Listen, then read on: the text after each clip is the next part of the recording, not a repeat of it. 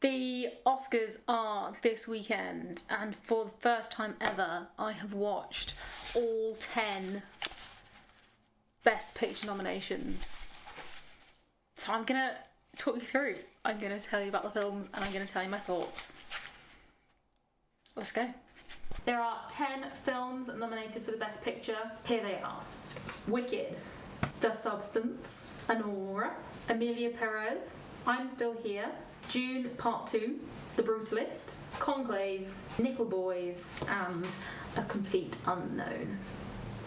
I'm going to start with my least favourite film of the 10 films, A Complete Unknown. This film is a biopic of Bob Dylan and his early career and his rise to fame. And I did not enjoy this film. I did not enjoy this film whatsoever. For me, this film was boring, and I left the cinema thinking that I just felt, I didn't think it was a waste of time, but I thought what a waste of resources, because it was a really well put together film, great shots, great sound, the acting was fine, but the story was so dull. I really didn't think there was anything to the story. And I'll tell you, I will say, I don't have anything to do with Bob Dylan. So I'm sure that for the Bob Dylan fans out there, they'd get a lot more from this. But I just thought there was nothing to it. The main story of the film is Bob Dylan transitioning from playing folk music to playing electronic music, which is not a particularly strong concept, I don't think, and also is not built up in any way. They really don't lay the groundwork as to why that's an important story to tell. But the Academy does not agree with me, because A Complete Unknown has 8 Oscar nominations. 8 Oscar nominations! That's crazy to me. Timmy is up for Best Actor. There's also a supporting actress and a supporting actor, as well as director, sound, I think, adapted screenplay. It also had a budget of £55 million, which is the 3rd highest budget on the list. It's quite a lot of money. It's a lot of money. And it only grossed 82 million. I suppose they made £30 million. It was quite a lot of money. But anyway, so for me, of the 10 films nominated, A Complete Unknown is very much my least favourite. If this film wins the Oscar, I'm going to be so annoyed. I just didn't like it, and Timmy has really long fingernails in it. Sorry, Timmy. In the number 9 spot, we have Dune Part II. This is the film with the highest budget, with £150 million for a budget. £150 million for one film. So the Dune franchise is a high fantasy, sort of sci-fi trilogy of films based on a book by Frank Herbert. In this second instalment, we're following Paul Atreides and Chani, who are joining the Fremen, who are rebelling against the Harkonnen, who have killed Paul's family. I think it had a lot of great, huge cinematic shots and a lot of really successful elements. I can see they've spent £150 million in this. Austin Butler is also in this, being bald, so that's quite fun. But this just is not the film for me. I don't love the desert setting. I find it quite visually bland and just quite forgettable. This didn't leave an impact on me when I left the cinema. I'll also say this film is 2 hours 45 minutes long, almost a 3-hour long film, and we're gonna get onto a film that is 3.5 hours long, and yet this felt longer to me. So for me, I'm sorry, Dune Part II, number 9. Number 8 on my list, and the film with the most Oscar nominations of all these 10 films, is Emilia Perez. Now, this film has had a lot of conversation around it. It's the most nominated film. It's got 13 Oscar nominations. It is also the most nominated film not in the English language ever. So no other non-English language film has ever had this many Oscar nominations. My main emotion when I was watching this film was just I was puzzled. We follow Emilia Perez, who is a transgender woman who in a previous life was a cartel leader. She decides to sort of kill the male version of herself and sort of fake her own death, to then fully transition to be a woman and live as a woman. In doing that, she leaves her wife and her 2 children. Her wife is played by Selena Gomez. While I remember, I do not think Selena Gomez is a good actress. I laughed. I laughed at some of her line delivery. I'm sorry, Selena.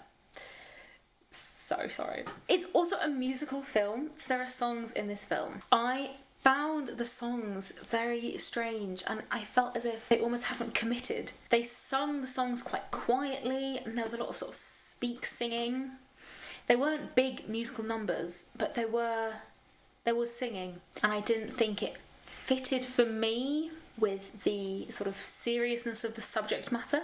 So Emilia Perez is a cartel leader, and she's also just a bit of an asshole. She's not particularly sympathetic. I think it's really interesting to have a non-sympathetic protagonist, but in Emilia Perez it doesn't feel intentional. It's not a big part of the story. It's almost just a sort of a side plot. There's no real development in her character. There's no redemption for her. She's just a bit of an arsehole, and then the film ends.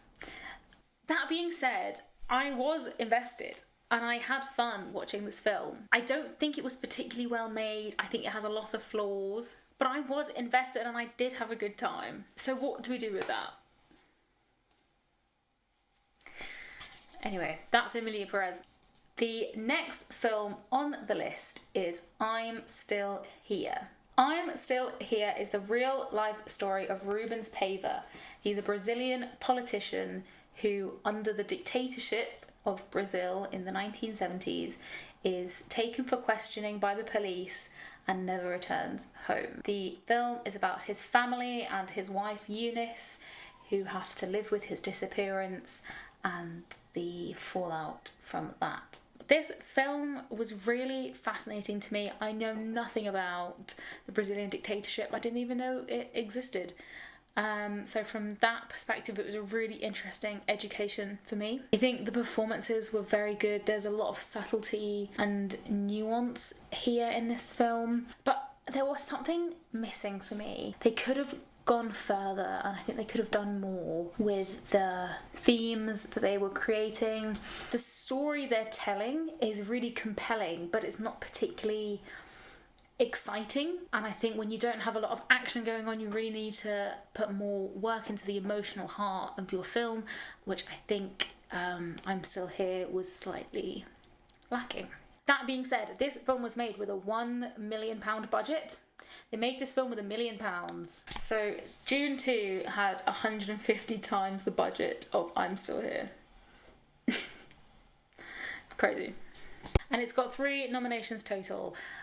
Best Picture, Best International Feature, and Best Leading Actress for Fernanda Torres, who's playing Eunice. So, yeah, a really interesting film. I am very glad I watched it, and it was so interesting to see a part of history that I've never seen before. But in terms of film enjoyment and sort of power of cinema, this didn't really hit for me. So, I'm Still Here. The next nominated film I want to talk about needs no introduction, and that is Wicked. I'm sure you'll all know the concept of Wicked. It is a film adaptation of the stage musical that came out in 2003 based on The Wizard of Oz. We have 2 huge stars, Ariana Grande and Cynthia Erivo, playing Glinda and Elphaba. Yeah, this is just a huge blockbuster film of 2024. You know, we had Oppenheimer and Barbie in 2023. I think 2024 had Wicked and Dune. This film had a £115 million budget, but it did very, very well at the box office, taking in £576 million. I really enjoyed it. I love a musical, and I think, I don't know, I just feel good when lots of people do the same song or dance at the same time. That just makes me feel good. I don't think this needed to be a 2-part instalment. And I think they're really going to struggle with the second part, because a lot of the good songs are in the first half, and like the story beats happen in the first half. So I think the second half is going to sort of struggle a bit with that.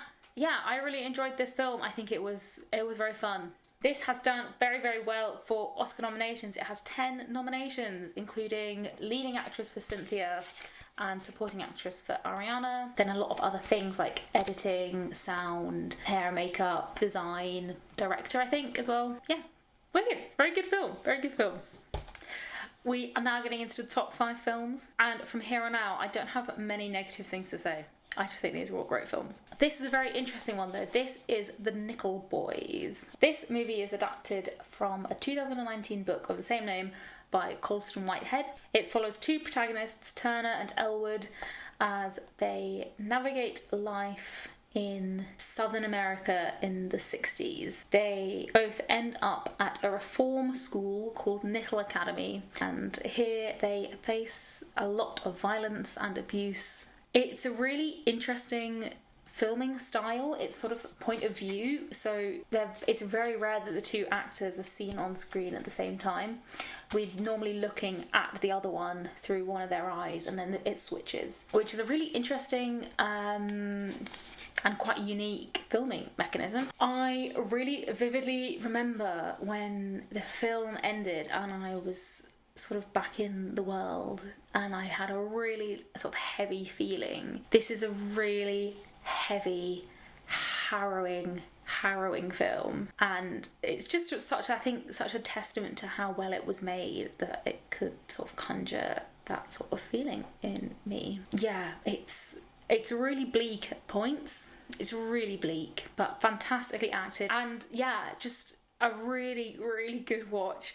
It's not fun at all. It's hard. It's really heavy, but a really fantastically made film, and very deserving of its Oscar nomination. I'm very glad to see it having some recognition. This only has 2 nominations. This is the film with the fewest nominations of all the 10. It's nominated for Best Picture and Adapted Screenplay. So, Nickel Boys, great film. The next film I'm going to talk about is very different to Nickel Boys in almost every way, and that is The Substance. This is such a rollercoaster of a film. It is about a woman called Elizabeth who has had a very successful career in sort of television aerobics, but she's getting older and she's being fired from her job. She decides to take a mysterious injection called The Substance that essentially creates a younger version of herself, and shenanigans ensue.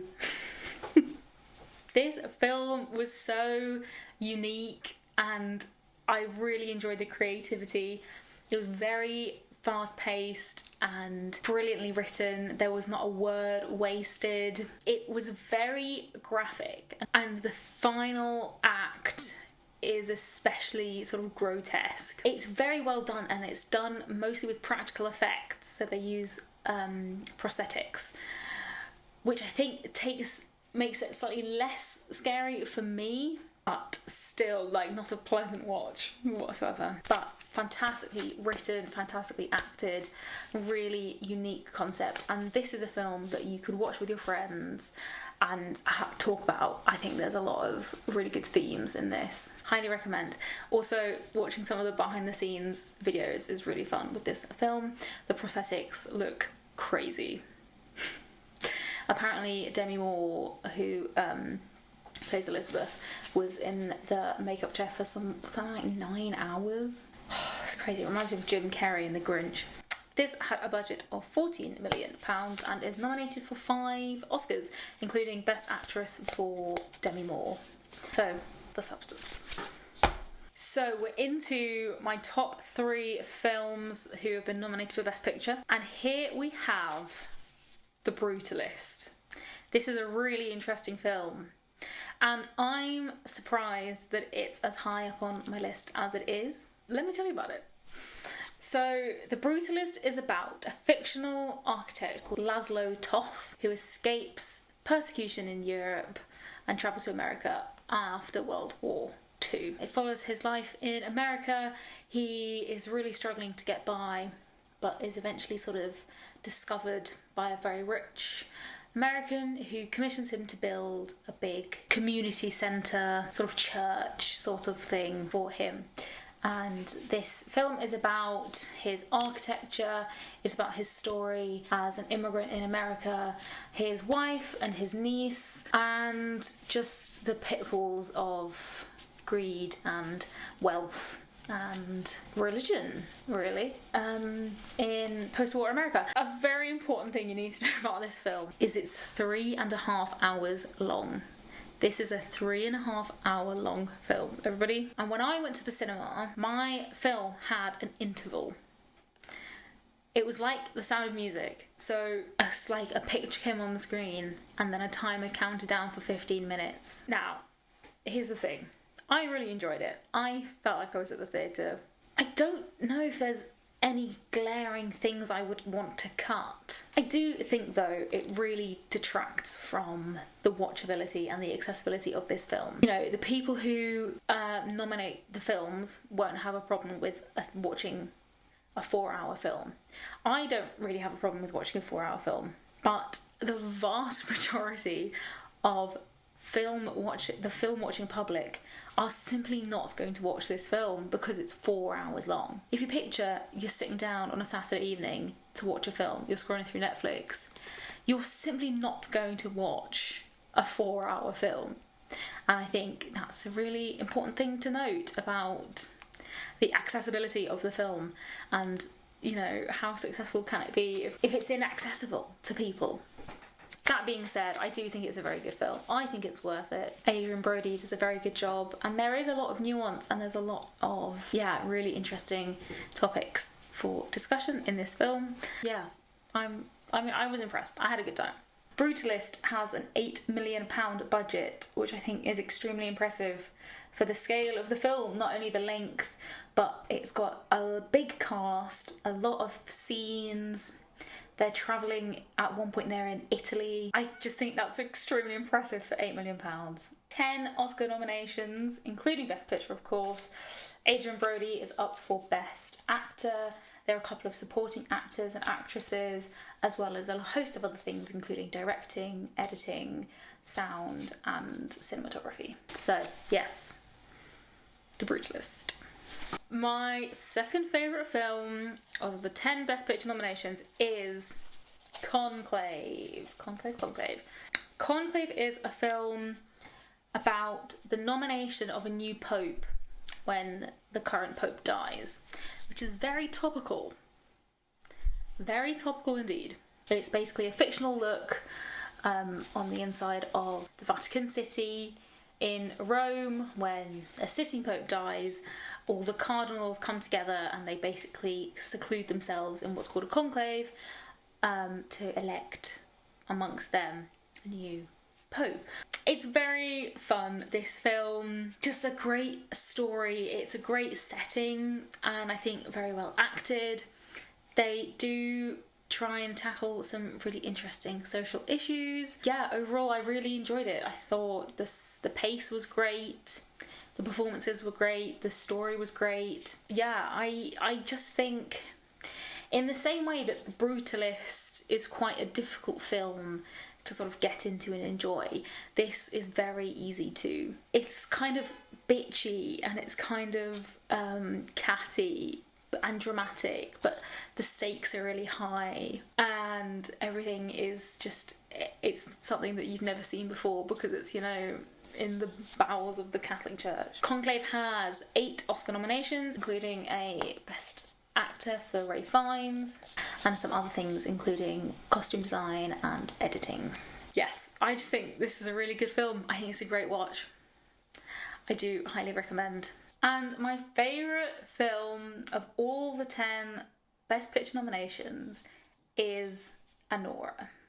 Anora is the story of Anora, a prostitute living and working in New York. One day she's introduced to Vanya, a 21-year-old son of a Russian oligarch.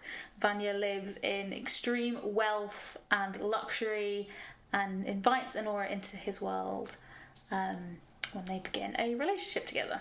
I really, really enjoyed this film. I thought it was fantastically written, really well paced. It's funny, it's touching. There's a lot to think about in this film. I left the cinema just sort of full of thoughts and questions. There's a lot of ethical dilemmas in this film. I just think it's a fantastic watch. It's a story I've never seen before. I really think, watch this with your friends. Watch this with your parents. There's a lot of sex in the first act. The first third of this film, prepare yourselves because there's a lot of sex, but the sex doesn't last forever. I just think this is a fantastic film. It had a relatively small budget of £5 million and has got 6 Oscar nominations, including Best Picture. Mickey Madison, who plays Anora, has got a nomination for Best Leading Actress. There's also a Best Supporting Actor nomination for Jura Borisov, who plays Igor in the film. I just really enjoyed it. You just never know what you're going to enjoy, but I think this is a really good time. I'm now going to talk about some predictions for who might win. I really desperately want Anora to win. And I think it's got a shot. The Academy would be pretty brave to do it, but I think it's the right time and I think it deserves it and I think it's a great film. If they don't give it to Anora, I don't think they'll give it to Emilia Perez. I think they'd give it to Conclave. That's my prediction. So there you go. That is my ranking of the Oscar-nominated films for 2025. Please let me know if you've seen any of these films, if you're gonna see any of these films. I highly recommend Anora, and do not waste your time on Complete Unknown. Just don't do it. Thank you so much, guys. Bye.